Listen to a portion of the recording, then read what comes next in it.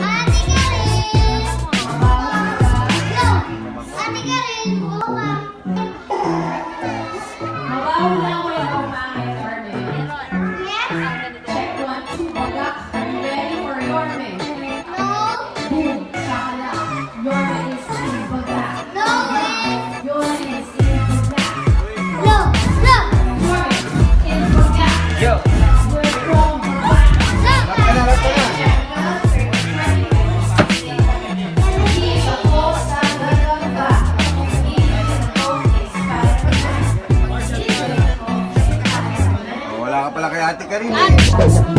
At kung ganyan, may update si Michael Rizzo. Michael? Kaya ito naman ang warranty ang papayagan ng Philippine Coast Guard na makapasok dito sa Metro Manila ay yung mga cargo vessel na may dalang mga pagkain. May ibang CCTV na mag-inspeksyon sa cargo vessel at sila rin ang magbababa ng mga produkto sa isya. Wala na rin namang on-transit o mga pabuhay ka lang papakot ng Metro Manila. May isang medical team ang CCTV na kinabibilangan ng 100 tauhan. Nakausapay ng CCTV ang mga shipping company at nangako sila na makikipagtulungan. Kaya ang mga team na pinapatayan ngayon ng CCTV ay mga motor bangka, yate at foreign vessel. Sa dalawang CCTV, pinag-ibig ng tanghali para sa ibang pagbaka